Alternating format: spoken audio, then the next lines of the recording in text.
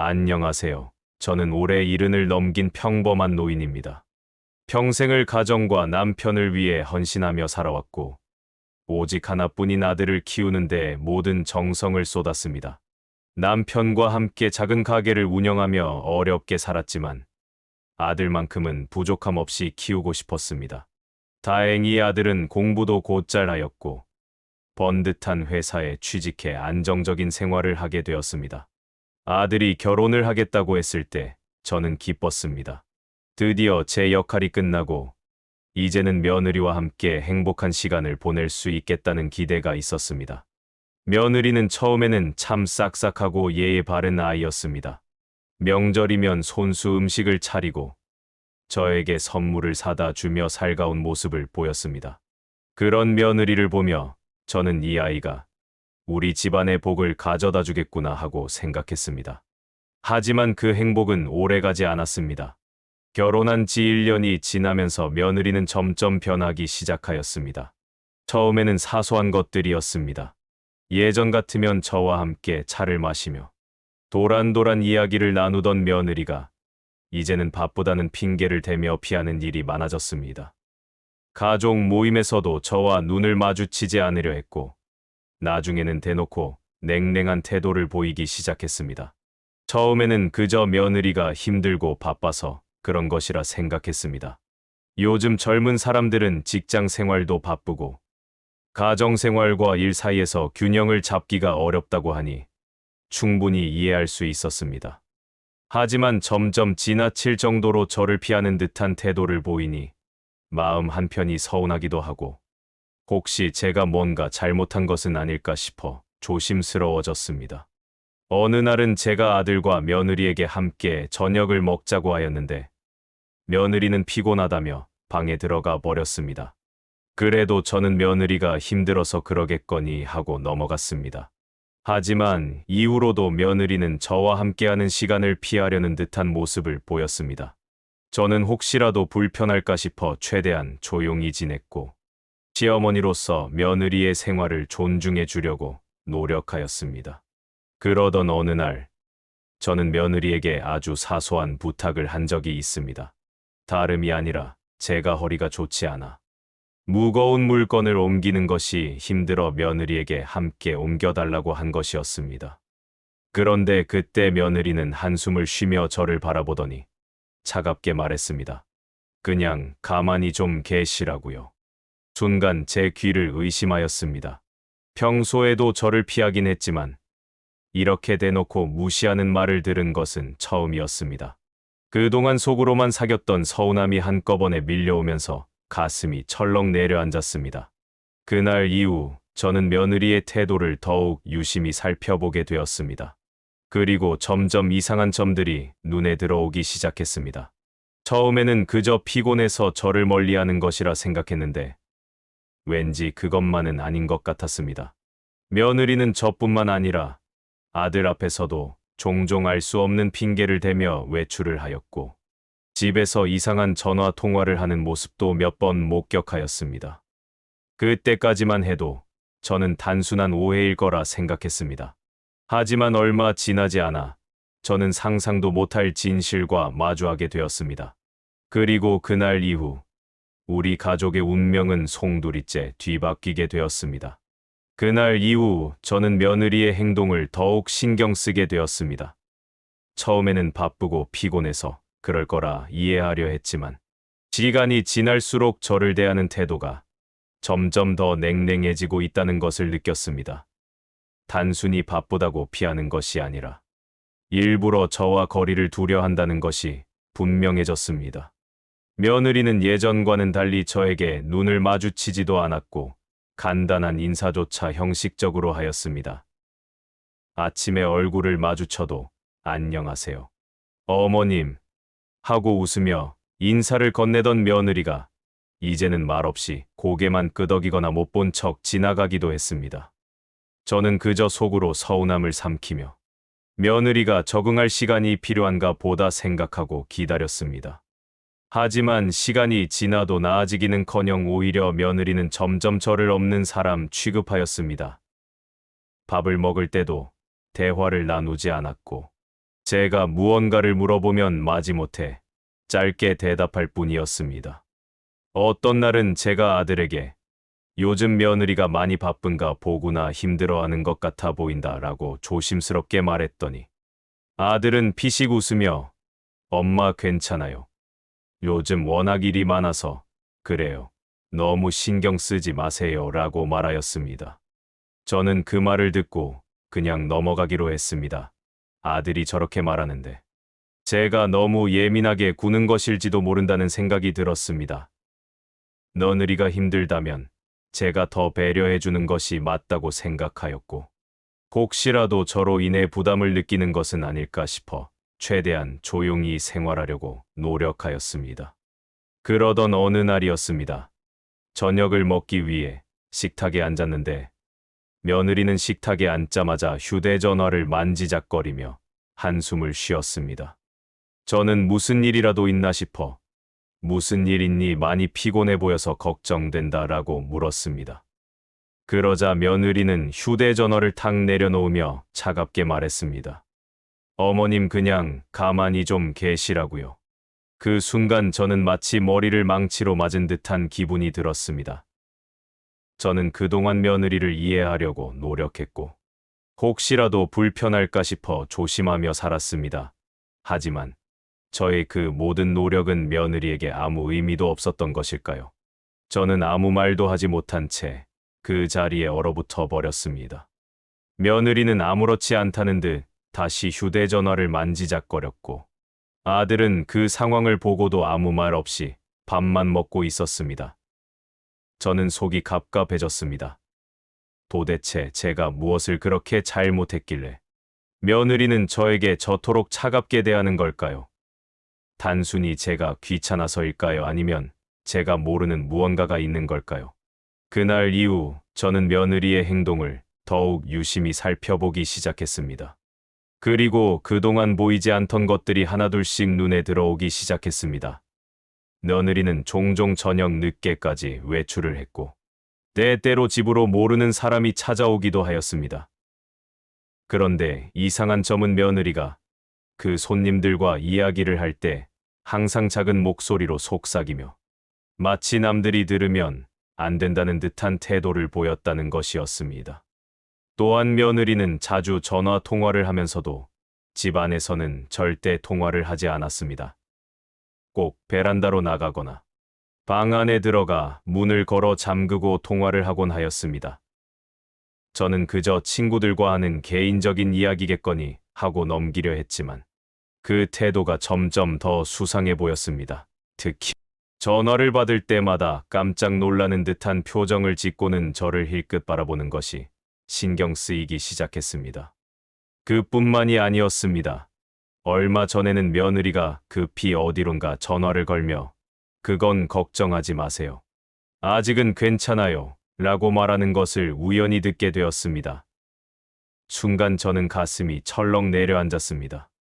아직은 괜찮다는 말은 무슨 뜻일까요? 저는 처음에는 그냥 대수롭지 않게 넘기려 했지만 며느리의 행동이 반복될수록 불안함이 커져갔습니다. 저는 그때까지도 그저 제가 너무 예민한 것은 아닐까 하고 스스로를 다독였습니다. 하지만 이상하게도 제 마음 한쪽에서는 계속해서 불길한 예감이 들었습니다. 며느리가 이렇게 저를 차갑게 대하는 것에는 분명 이유가 있을 것입니다. 단순히 바빠서가 아니라 어쩌면 저에게 숨기고 있는 무언가가 있기 때문일지도 모릅니다. 하지만 저는 그때까지도 설마 하는 마음이 있었습니다.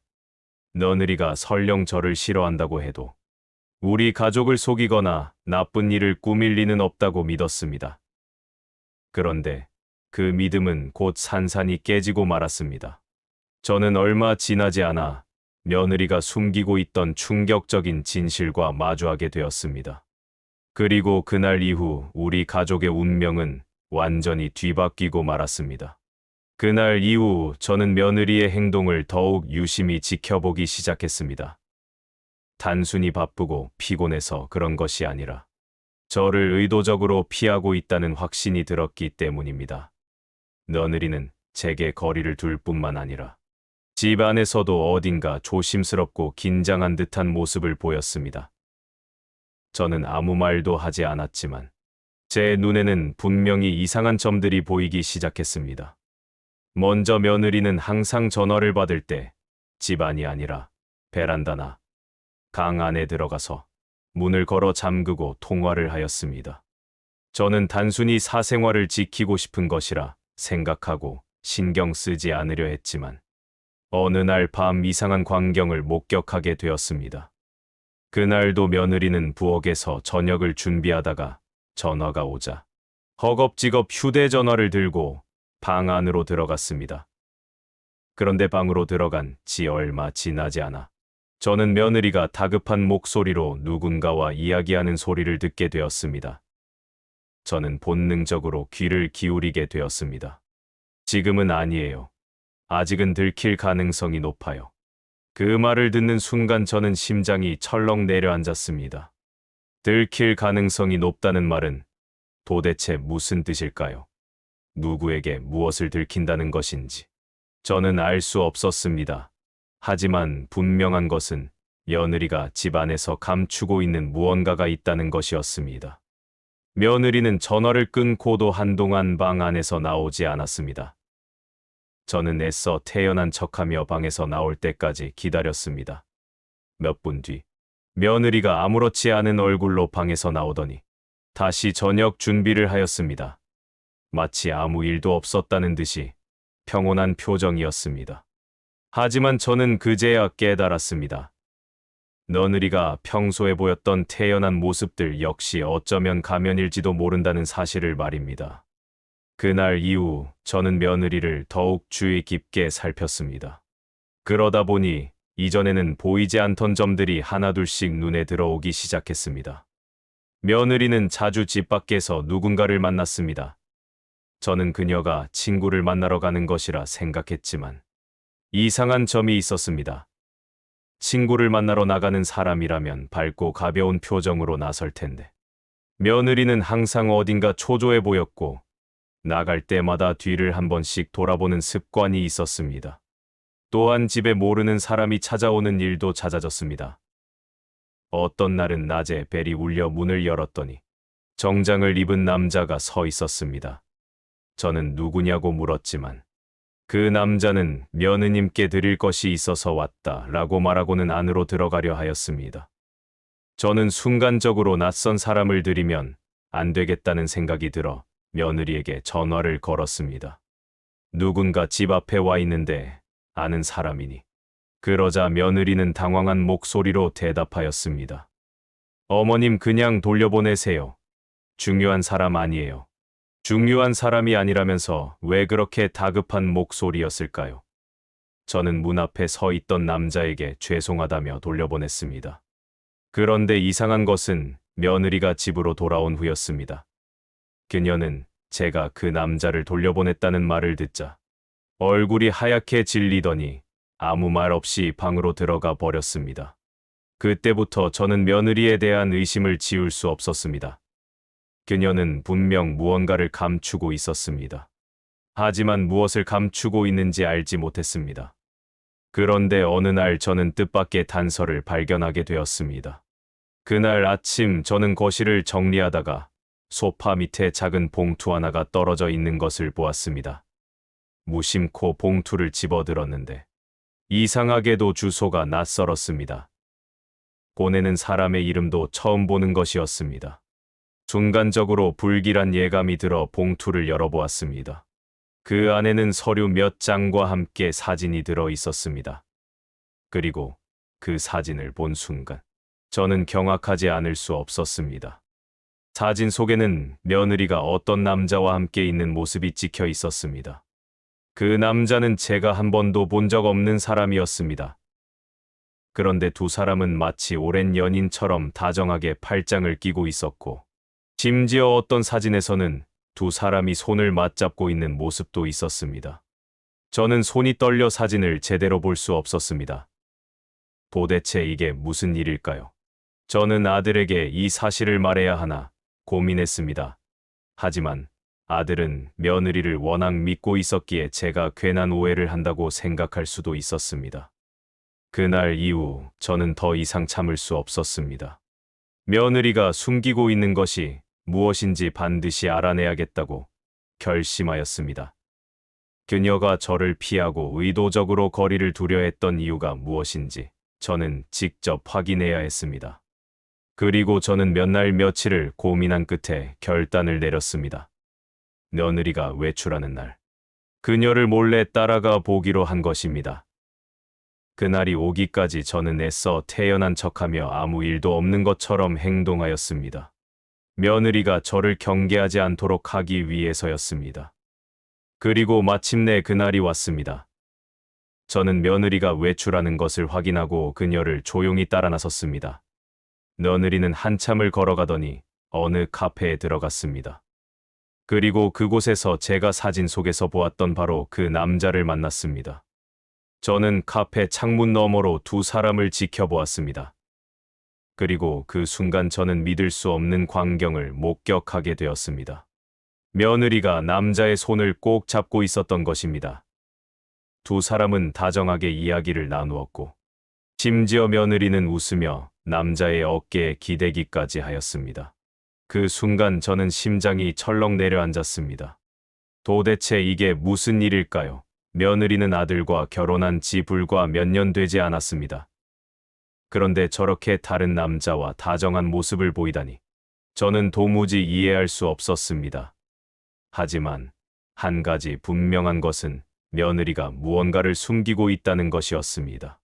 그리고 저는 이 사실을 반드시 밝혀야겠다고 결심하였습니다. 그런데 제가 알지 못했던 것이 있습니다. 이 일은 단순한 불륜이 아니었습니다. 그것보다 훨씬 더 충격적인 진실이 저를 기다리고 있었습니다. 그리고 저는 그 진실을 알게 되는 순간 제 평생 가장 큰 충격을 받게 될 것이었습니다. 며느리의 행동이 수상하다고 느낀 이후 저는 더욱 조심스럽게 그녀를 관찰하였습니다.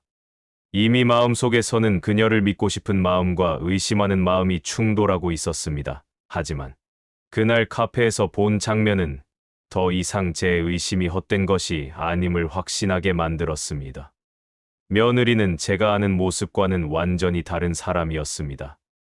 집에서는 늘 피곤하고 바쁜 척하면서 저를 피했지만 그곳에서는 전혀 다른 표정을 짓고 있었습니다. 환하게 웃으며 다정하게 남자의 손을 잡고 이야기를 나누는 모습은 마치 신혼부부 같아 보이기까지 했습니다. 저는 그 광경을 보고도 차마 안으로 들어갈 용기가 나지 않았습니다. 너무나 큰 충격에 머리가 하얘졌고 심장이 쿵쾅거려 숨이 막히는 듯한 기분이 들었습니다. 그대로 주저앉고 싶었지만 저는 다시 한번 눈을 감고 심호흡을 하며 마음을 가다듬었습니다. 그리고 다시 눈을 떴을 때 저는 결심하였습니다. 반드시 이 일의 진실을 알아내겠다고 말입니다. 그날 이후 저는 며느리가 외출하는 날이면 조용히 그녀를 따라 나섰습니다. 몇 번의 추적 끝에 저는 며느리가 자주 들르는 장소들을 알게 되었습니다. 그녀는 특정한 장소에서 특정한 사람들을 만났습니다. 그들은 모두 정장을 차려입었고 대부분 남자들이었습니다. 그리고 대화하는 태도나 분위기가 마치 어떤 중요한 거래를 하는 사람들처럼 보였습니다. 그러던 어느 날 저는 더 이상 참을 수 없었습니다. 직접 증거를 잡아야겠다고 생각한 저는 며느리가 외출한 뒤 그녀의 방으로 들어갔습니다. 사실 저는 누구의 방이든 함부로 들어가는 것을 좋아하지 않았습니다. 하지만 이대로 넘어간다면 저는 평생 후회할 수도 있을 것 같았습니다. 방 안에는 깔끔하게 정리된 옷과 책들이 놓여 있었습니다. 평소 며느리는 정리정돈을 잘하는 사람이었기에 크게 이상한 점은 없었습니다. 하지만 저는 직감적으로 무언가를 더 찾아봐야 한다는 생각이 들었습니다. 그렇게 서랍장을 열어보았고 거기서 저는 뜻밖의 물건을 발견하게 되었습니다. 서랍 안 깊숙한 곳에 낡은 봉투 하나가 있었습니다. 봉투는 겉보기에도 꽤 오래된 듯 보였으며 모서리가 구겨져 있었습니다. 저는 조심스럽게 봉투를 열어보았습니다. 그리고 그 안에서 나온 것은 다름 아닌 여러 장의 서류와 사진이었습니다. 사진을 본 순간 저는 숨이 턱 막혔습니다. 거기에는 며느리가 저와 아들에게 했던 이야기와 전혀 다른 모습이 담겨 있었습니다. 그녀는 결혼 전 다른 이름을 사용했던 적이 있었으며 심지어 과거에 혼인신고를 한 적도 있었습니다. 믿을 수 없는 일이었습니다. 저는 순간적으로 착각이 아닐까 생각하며 사진을 다시 보았지만 그것은 분명 며느리였습니다. 단지 이름만 달랐을 뿐 며느리와 똑같은 얼굴이었습니다. 그리고 사진 속 그녀와 함께 있는 남자는 바로 제가 카페에서 본 그 남자였습니다. 그제야 저는 모든 퍼즐이 맞춰지는 느낌이 들었습니다. 며느리는 단순히 아들과 결혼한 평범한 여성이 아니었습니다. 그녀는 무언가를 숨기고 있었고, 그것은 단순한 과거의 실수가 아니었습니다. 하지만 저는 여전히 믿기 어려웠습니다. 왜 며느리는 아들과 결혼을 하면서도 저런 과거를 감추었을까요? 그리고 왜 이제 와서 몰래 다른 남자를 만나고 있었던 것일까요? 그 순간 저는 문득 서류 한 장을 발견하였습니다. 그것은 법적 문서처럼 보였으며 그 안에는 아들의 이름이 적혀 있었습니다. 떨리는 손으로 그 문서를 펼쳐보자 저는 소스라치게 놀라고 말았습니다. 그 문서에는 아들의 재산과 관련된 내용이 적혀 있었고 며느리가 그 재산을 처분할 수 있는 권한을 일부 가지고 있다는 내용이 명시되어 있었습니다. 저는 그 자리에서 한동안 꼼짝도 하지 못했습니다. 그제야 며느리가 왜 저에게 그렇게 차갑게 대했는지 이해가 되었습니다. 그녀에게 저는 불필요한 존재였습니다. 어쩌면 그녀는 처음부터 아들을 사랑해서 결혼한 것이 아닐 수도 있었습니다. 그녀의 목적은 아들이 가지고 있는 재산이었고, 저는 그 계획을 방해하는 걸림돌에 불과했을지도 모릅니다. 저는 다시 봉투 안을 살펴보았습니다. 그리고 그 안에서 또 다른 서류 한 장을 발견하였습니다. 그 서류는 며느리와 카페에서 만난 남자가 함께 서명한 계약서 같은 문서였습니다. 문서 내용은 복잡했지만 한 가지는 확실했습니다. 그 남자는 단순한 친구가 아니라 며느리와 깊은 관계를 맺고 있는 사람이었습니다. 저는 그제야 깨달았습니다. 이 결혼은 처음부터 순수한 사랑이 아니라 철저하게 계산된 것이었습니다. 아들은 아무것도 모른 채 며느리를 믿고 있었고, 저는 그 곁에서 며느리의 수상한 행동을 감지했음에도 불구하고 끝까지 참기만 했던 것입니다. 그 순간 저는 참았던 눈물이 왈칵 쏟아졌습니다. 도대체 어떻게 해야 할까요? 이 사실을 아들에게 말해야 할까요? 아니면 더 확실한 증거를 모아야 할까요? 한 가지 분명한 것은 이제 저는 결코 가만히 있을 수 없다는 것이었습니다. 저는 며느리가 더 이상 우리 가족을 속이고 이용하지 못하도록 막아야 했습니다. 그리고 그 방법을 찾아야만 했습니다. 그날 밤 저는 잠을 이루지 못한 채 며느리가 언제 돌아올지 기다렸습니다. 그녀가 집에 들어서는 순간 저는 그녀를 똑바로 바라보며 결심하였습니다. 더 이상 침묵하지 않겠다고. 그녀가 우리 가족을 기만하는 것을 그냥 두고 보지 않겠다고 말입니다. 그렇게 저는 인생에서 가장 큰 결단을 내리기로 했습니다. 그리고 그것이 며느리의 숨겨진 진실을 모두 드러내는 시작이 될 것이었습니다. 그날 밤 저는 며느리가 돌아오기만을 기다렸습니다. 제 머릿속은 이미 혼란스러웠고 감정은 걷잡을 수 없이 흔들리고 있었습니다. 그동안 믿어왔던 며느리가 사실은 전혀 다른 삶을 살아왔다는 사실이 받아들여지지 않았습니다. 처음에는 제가 뭔가 착각한 것은 아닐까 싶었지만 봉투 안에서 나온 서류와 사진을 떠올릴 때마다 그런 희망은 무너져 내렸습니다. 저는 그동안 며느리를 믿으려고 노력했습니다. 단순히 저를 싫어해서 피하는 줄 알았고 요즘 젊은 사람들과의 세대 차이를 이해해야 한다고 생각했습니다. 하지만 그 모든 것은 제가 스스로를 속이고 있었던 것이었습니다. 며느리는 단순히 저를 피한 것이 아니라 저와 아들을 철저하게 속이고 있었습니다. 시간이 얼마나 흘렀을까요? 새벽이 다 되어서야 며느리는 조용히 문을 열고 들어왔습니다. 저는 거실 소파에 앉아 있었고, 며느리는 저를 보고 순간 멈칫하더니 애써 아무렇지 않은 표정을 지으며 방으로 가려 했습니다. 너 어디 다녀왔니? 제 목소리는 떨리고 있었습니다. 하지만 며느리는 아무렇지 않다는 듯 태연하게 대답했습니다. 친구를 만나고 왔어요. 피곤해서 먼저 들어가 볼게요. 저는 그 순간 더 이상 참을 수 없었습니다. 손에 쥔 봉투를 탁 내려놓으며 말했습니다. 이거 보고도 그런 말을 할 수 있겠니? 며느리는 봉투를 내려다보며 눈을 가늘게 떴습니다.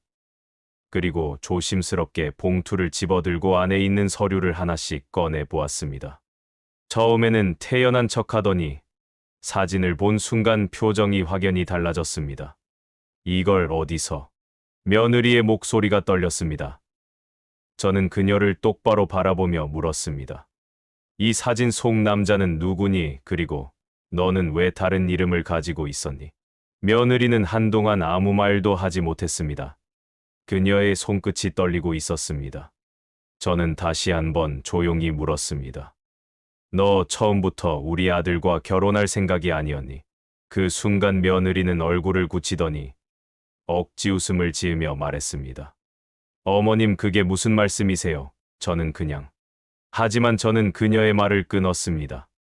그냥이라고 하니 내가 우리 아들과 결혼한 이유도 그냥이었겠구나. 나는 그동안 내가 나를 싫어해서 나를 피한다고 생각했어. 하지만 내가 우리 가족을 속이고 있다는 것은 몰랐어.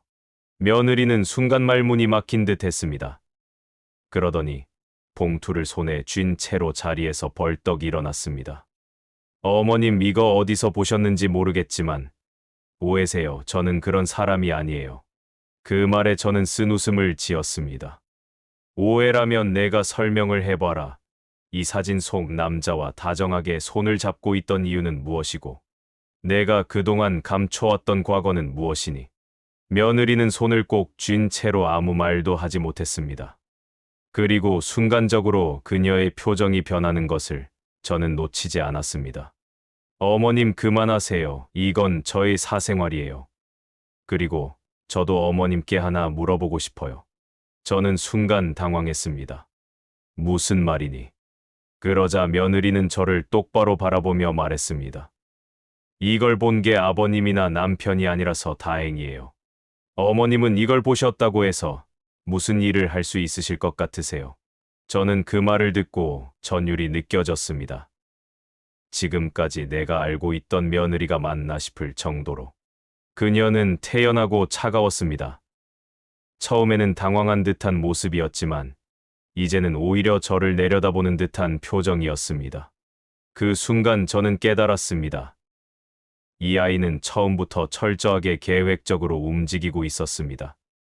그리고 지금 이 순간에도 저를 두려워하는 것이 아니라 오히려 자신이 상황을 통제할 수 있다고 믿고 있는 것이었습니다. 저는 며느리를 똑바로 바라보며 말했습니다. 나는 아무것도 모르는 시어머니처럼 살아왔지만 이제는 다 알게 됐어. 내가 무엇을 숨기고 있는지, 내가 누구를 속여왔는지도 말이다. 그러자 며느리는 한숨을 내쉬며 웃더니 봉투를 손에 들고 말했습니다. 어머님, 너무 많은 것을 아셨어요. 그런데 어쩌죠? 이미 늦었어요. 그 말이 끝나자마자 저는 온몸에 소름이 돋았습니다. 도대체 며느리는 무슨 말을 하려는 걸까요? 그녀는 지금까지 저를 철저하게 무시해왔습니다. 하지만 저는 이 순간에도 믿고 싶었습니다. 설마 며느리가 우리 가족을 해칠 생각까지 하고 있었을까요? 그 순간 방문이 열리고 아들이 방에서 나왔습니다. 그는 잠결에 두렁거리는 소리를 듣고 깨어난 듯 했습니다. 무슨 일이야, 무슨 일인데 새벽에 두 분이 그러세요. 며느리는 놀란 얼굴로 아들을 바라보았고 저는 한순간 망설였습니다. 이 사실을 지금 당장 아들에게 말해야 할까요? 아니면 좀 더 확실한 증거를 잡아야 할까요? 그때 며느리는 재빨리 아들의 앞으로 다가가더니 울먹이는 목소리로 말했습니다. 여보, 어머님이 나를 오해하고 계셔. 나 정말 억울해. 저는 순간 멍해졌습니다. 방금 전까지 저를 향해 차갑고 비웃는 듯한 태도를 보이던 며느리가 이제는 순식간에 눈물을 흘리며 억울한 연기를 하고 있었습니다. 저는 아들이 어떤 반응을 보일지 궁금했습니다. 그는 지금까지 며느리를 믿어왔고 저보다 며느리 편을 들었던 적이 많았습니다. 그 순간 저는 깨달았습니다. 이 일은 제가 지금 당장 해결할 수 있는 것이 아닐 수도 있겠다고 말입니다. 며느리는 생각보다 훨씬 더 치밀하고 냉정한 사람이었습니다. 그리고 저는 이 싸움에서 쉽게 이길 수 없을지도 몰랐습니다. 하지만 저는 결코 물러서지 않기로 결심했습니다. 이제는 며느리가 우리 가족을 계속해서 속이도록 두고 볼 수 없었습니다.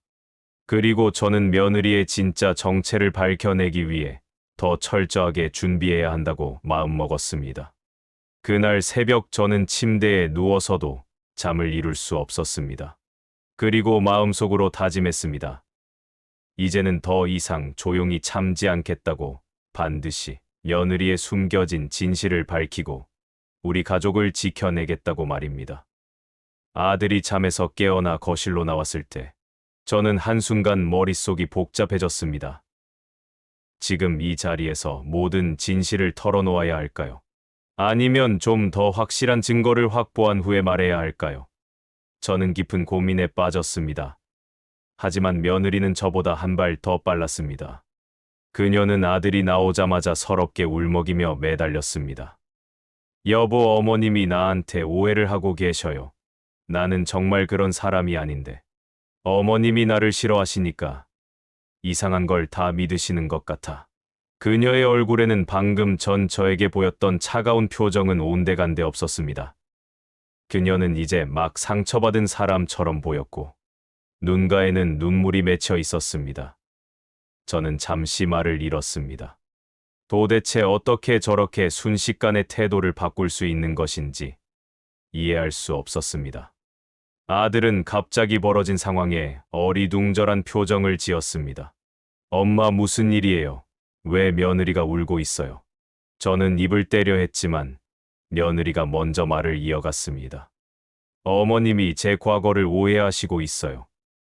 저도 예전에 힘들었던 시절이 있었지만 이제는 모든 걸 정리하고 당신만 바라보며 살아가고 있어요. 그런데 어머님은 제가 무슨 나쁜 사람처럼 몰아가고 계셔요. 그 말을 듣는 순간 저는 분노를 억누를 수 없었습니다. 방금 전까지 저에게는 오만한 태도를 보이던 아이가 이제는 순식간에 피해자가 된 것처럼 행동하고 있었습니다.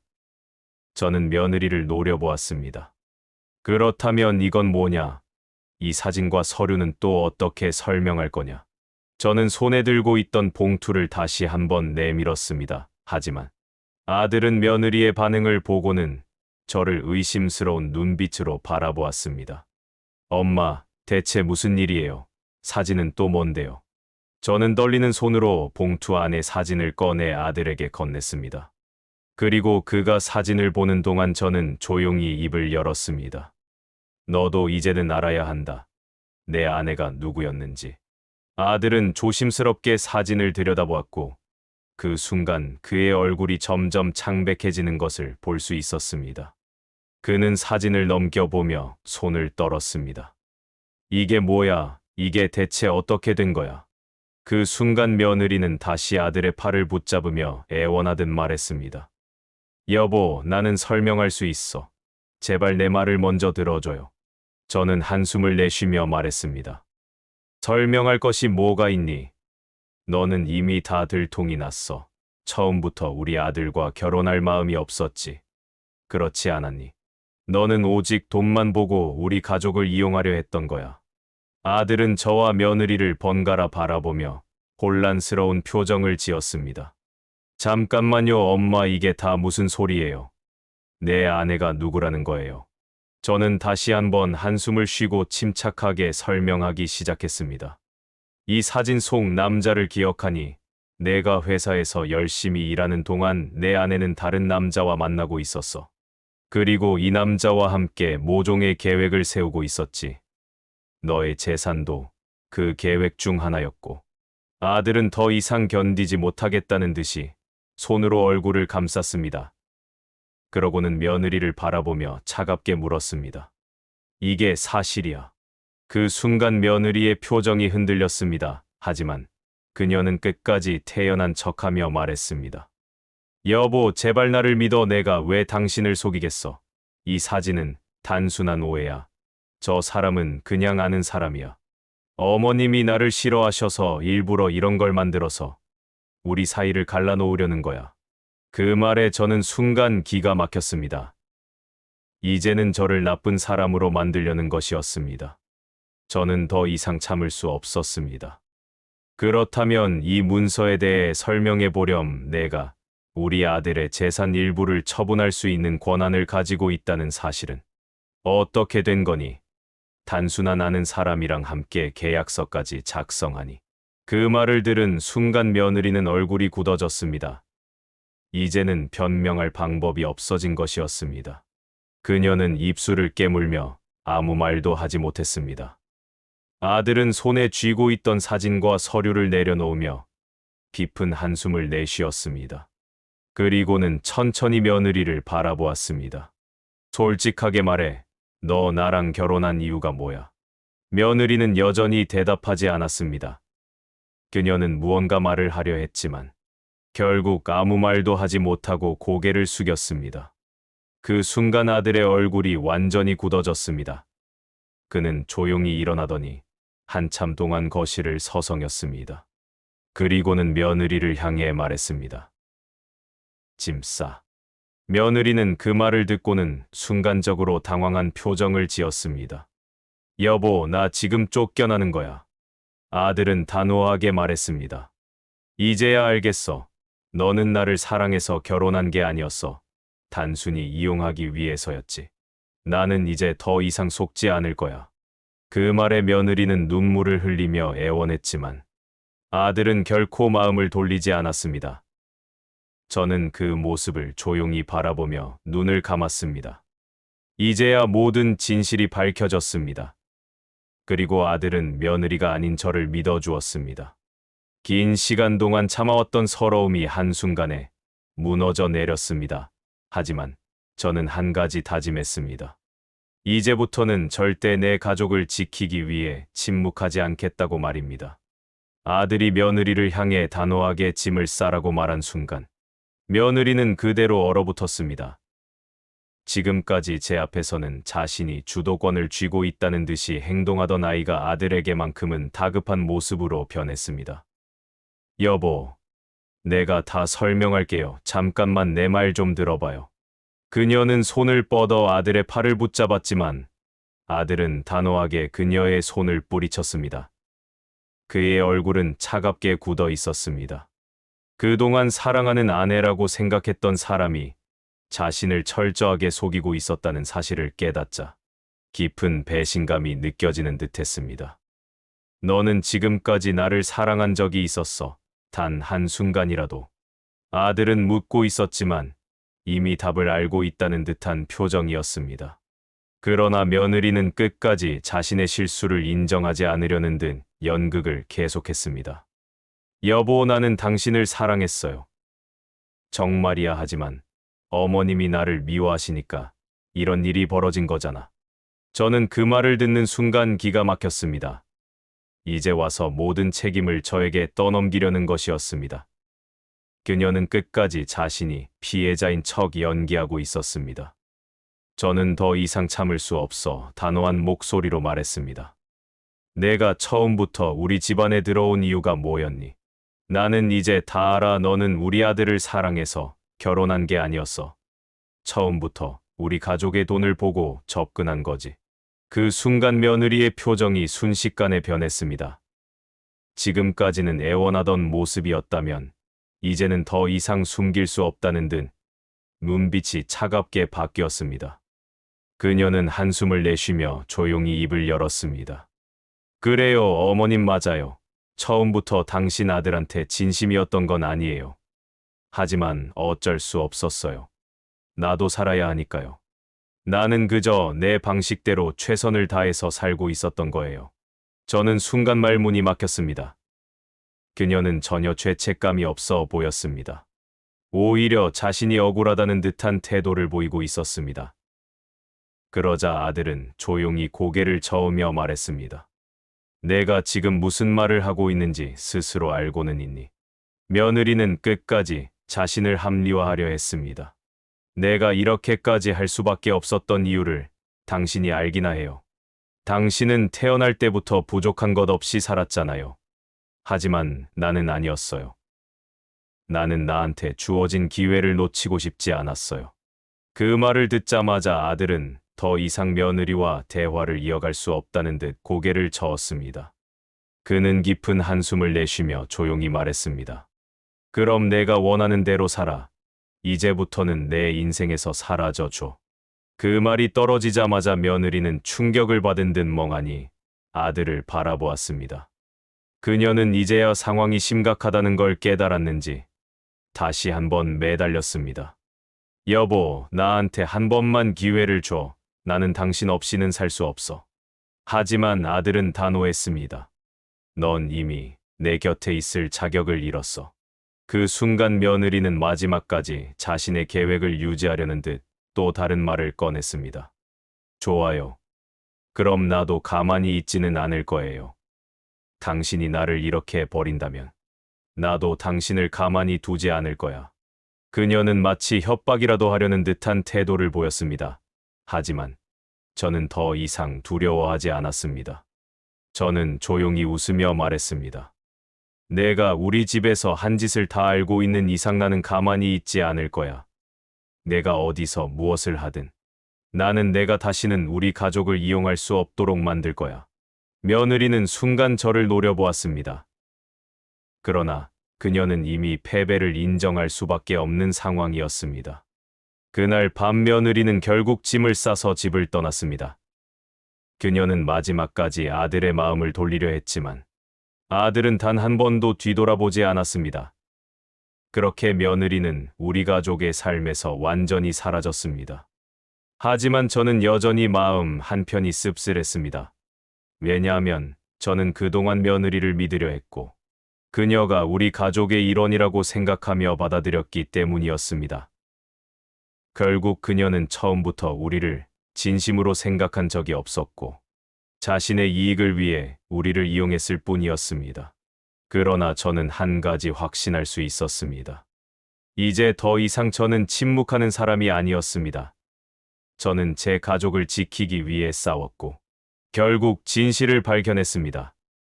그리고 저는 다시는 이런 일이 반복되지 않도록 더욱 강한 사람이 될 것을 다짐했습니다. 그렇게 저는 마침내 이 모든 사건을 끝낼 수 있었습니다. 하지만 그날 이후 저는 제 자신에게 한 가지 약속을 하였습니다.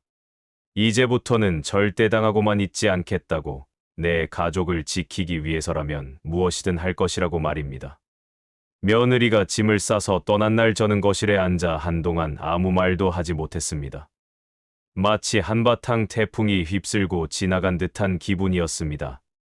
아들은 말없이 창밖을 바라보았고 저는 아들이 무슨 생각을 하고 있는지 알 것 같았습니다. 사랑이라고 믿었던 사람에게 철저하게 속았다는 사실을 받아들이기가 쉽지 않을 것입니다. 엄마, 미안해요. 아들이 갑자기 입을 열었습니다. 저는 놀란 눈으로 아들을 바라보았습니다. 내가 너무 어리석었어요. 엄마가 아무리 말해도 난 며느리만 믿었잖아요. 결국 엄마 말씀이 다 맞았어요. 그 말에 저는 그저 조용히 고개를 저었습니다. 내가 미안해할 일이 아니다. 사람은 때때로 실수할 수도 있는 거야. 중요한 건 이제라도 진실을 알게 되었다는 거지. 아들은 한숨을 내쉬며 깊이 생각에 잠겼습니다. 그러더니 조용히 말했습니다. 난 그냥 사랑하는 사람과 평범하게 행복하게 살고 싶었어요. 하지만 사랑이라고 믿었던 것이 결국 이렇게 무너져 버리니 이제는 무엇이 진짜인지도 모르겠어요. 그 말을 듣는 순간 저는 아들의 손을 꼭 잡아 주었습니다. 사람을 믿는다는 건 쉬운 일이 아니란다 하지만 내가 누군가를 진심으로 사랑하면 그 사람도 너를 진심으로 사랑할 거야. 이번 일은 너에게 상처가 되었겠지만 내가 앞으로 살아가면서 더 현명해지는 계기가 될 거라고 나는 믿는다. 아들은 깊이 고개를 끄덕였습니다. 그리고 한동안 말없이 앉아 있다가 조용히 자리에서 일어났습니다. 엄마, 저 잠깐 다녀올게요. 혼자 좀 생각할 시간이 필요할 것 같아요. 저는 아들의 등을 바라보며 말했습니다. 그래, 어디든 다녀와라. 하지만 너무 오래 혼자 있지는 마라. 엄마가 옆에 있잖니. 아들은 힘없이 웃으며 집을 나섰습니다. 그렇게 며칠이 지나고 저는 평소처럼 집안일을 하며 지냈습니다. 하지만 여전히 마음속에는 씁쓸함이 남아 있었습니다. 며느리는 떠났지만 그동안 그녀가 우리 가족에게 했던 일들을 생각하면 화가 나기도 했고, 어쩌면 내가 좀 더 일찍 눈치채지 못한 것이 아닐까 하는 후회도 들었습니다. 그러던 어느 날 뜻밖의 연락이 왔습니다. 며느리가 우리 집을 떠난 후 그녀가 만났던 남자가 경찰에 체포되었다는 소식이었습니다. 그는 불법 금융거래와 관련된 혐의로 조사를 받고 있었고, 그의 주변 사람들까지 모두 조사를 받고 있다고 했습니다. 그 소식을 듣는 순간 저는 소름이 돋았습니다.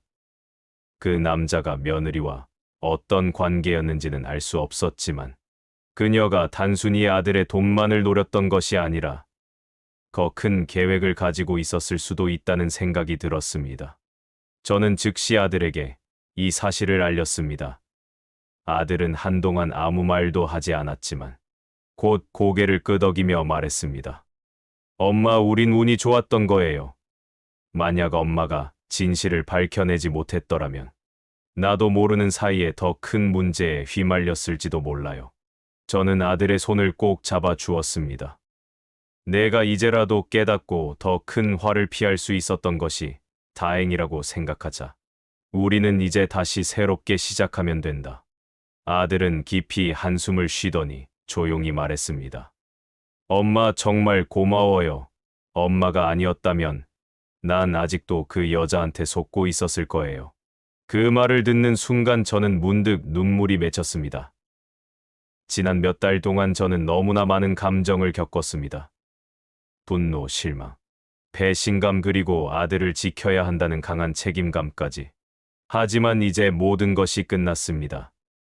저는 아들을 바라보며 조용히 미소를 지었습니다. 이제 우리는 다시 행복하게 살면 된다. 더 이상 과거에 얽매이지 말고 새로운 삶을 시작하자. 아들은 저를 바라보며 깊이 고개를 끄덕였습니다. 그리고 저는 다시 한번 다짐했습니다. 이제부터는 절대 내 가족을 속이려는 사람에게 당하지 않을 것이라고. 내 가족을 지키기 위해서라면 무엇이든 할 것이라고 말입니다.